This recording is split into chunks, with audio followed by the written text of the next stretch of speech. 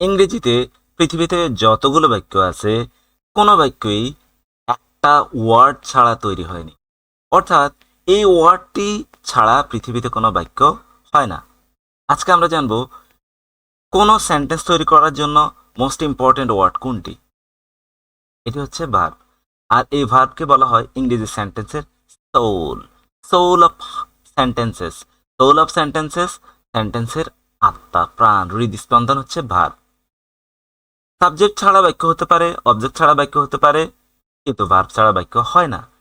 এমনকি শুধু ভার্ব দিয়েও বাক্য হতে পারে। হ্যাঁ, গুরুত্বপূর্ণ একটি জিনিস, আজকে আমরা ভার্বের পোস্টমর্টেম করব। পোস্টমর্টেম মানে হচ্ছে ভার্ব সম্পর্কে একদম ক্লিয়ার একটি ধারণা দেব, যাতে ভার্ব সম্পর্কে অতীতের সকল ধারণা ভুল হয়ে আপনার নতুন একটা ধারণা তৈরি হয়ে থাকে। আর আমরা বলবো ভার্ব কি? ভার্ব হচ্ছে কোনো কাজ করা, অর্থাৎ কোনো কাজ করা বুঝালে সেটি হচ্ছে ভার্ব। এই ভার্ব সম্পর্কে বিস্তারিত জানার জন্য আমি আলমগীর হোসেন আছি আপনাদের সাথে। আমার চ্যানেলটিতে নতুন হয়ে থাকলে অবশ্যই সাবস্ক্রাইব করবেন এবং ফেসবুক পেজ থেকে দেখে থাকলে ফলো করবেন। শুরু করা যাক। ভার্বকে প্রধানত দুই ভাগে ভাগ করা যায়, ফিনিট ভার্ব অর্থাৎ সমাপিকা ক্রিয়া এবং নন ফিনিট ভার্ব অর্থাৎ অসমাপিকা ক্রিয়া। আবার বলছি, ভার্বকে প্রধানত দুই ভাগে ভাগ করা যায়, ফিনিট ভার্ব এবং নন ফিনিট ভার্ব। ফিনিট ভার্ব তাহলে কি? যে সব ক্রিয়া বা ভার্ব দ্বারা বাক্যে বক্তার বক্তব্য সম্পূর্ণভাবে প্রকাশ করা হয় এবং সাবজেক্টের নাম্বার ও পার্সন অনুযায়ী যেসব ভার্ব পরিবর্তন হয় তাকে ফিনিট ভার্ব বলে।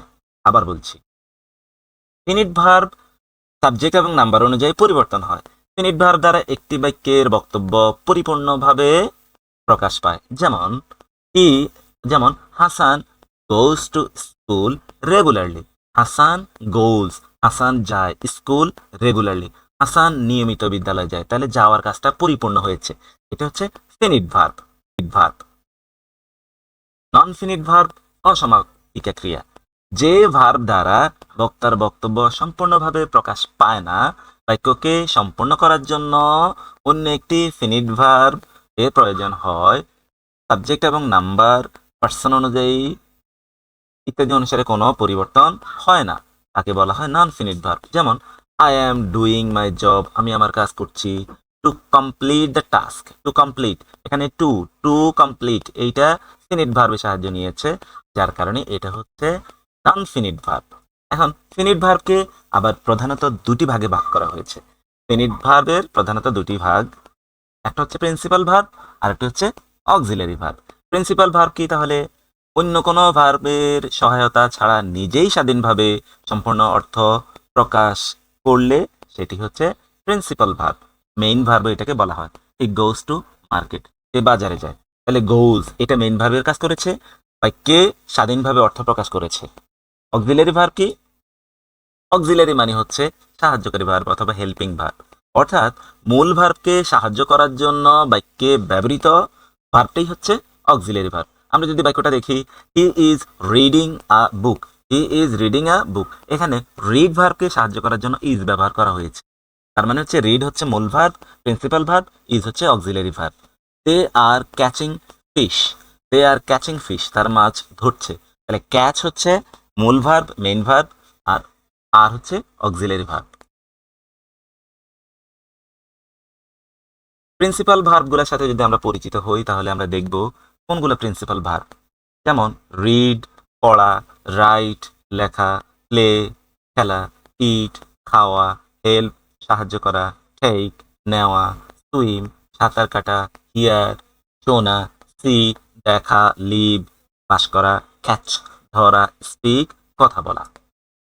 অক্সিলারি ভার্বগুলো একদম commonly do, does, did, am, is, are, was, were, have, has, had। Non finite ভার্বকে আবার তিনটি ভাগে ভাগ করা হয়েছে। নন ফিনিট ভার্বকে তিনটি ভাগে ভাগ করা হয়েছে। একটা হচ্ছে ইনফিনিটিভ, জিরান্ড, পার্টিসিপল। ইনফিনিটিভ, জিরান্ড, পার্টিসিপল, আমরা এর প্রকারভেদগুলো সম্পর্কে বিস্তারিত জানব। ইনফিনিটিভ, ইনফিনিটিভকে আইডেন্টিফাই করা একদম ইজি। ইনফিনিটিভে সাধারণত টু থাকে, অর্থাৎ যে ভার্বের আগে টু থাকে অথবা টু এর পরে আরেকটি ফিনিট ভার্ব থাকলে সেটা হচ্ছে ইনফিনিটিভ। যেমন to do, to eat, to play, to run, to buy. He wants to play, he wants to play. একটি কথা মনে রাখতে হবে, টু এর পরে মূল ভার্বের বা মেইন ভার্বের বেস ফর্ম হবে, অর্থাৎ কোনো পরিবর্তন হবে না। জিরান্ড, জিরান্ড কোনো ভার্ব যদি একই সঙ্গে ভার্ব এবং অ্যাডজেক্টিভের কাজ করে তাকে জিরান্ড বলা হয়।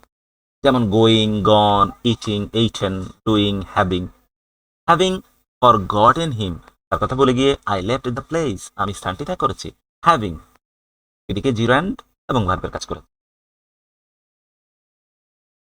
পার্টিসিপল একই সঙ্গে ভার্ব এবং নাউনের কাজ করে। Running, swimming, walking. Swimming is a good exercise, swimming is a good exercise. Swimming সাঁতার হচ্ছে একটা ভালো ব্যায়াম। আই লাইক রিডিং বায়োগ্রাফি, আমার আত্মজীবনী পছন্দ, আমি আত্মজীবনী পছন্দ করি, রিডিং পড়তে পছন্দ করি। যদি আজকের ক্লাসটি ভালো লেগে থাকে তাহলে আমার ভিডিওতে একটা লাইক দিবেন এবং শেয়ার করে বন্ধুদেরকে জানিয়ে দিবেন। দেখা হবে পরবর্তীতে এই ধরনের চমৎকার ক্লাসের জন্য। ধন্যবাদ।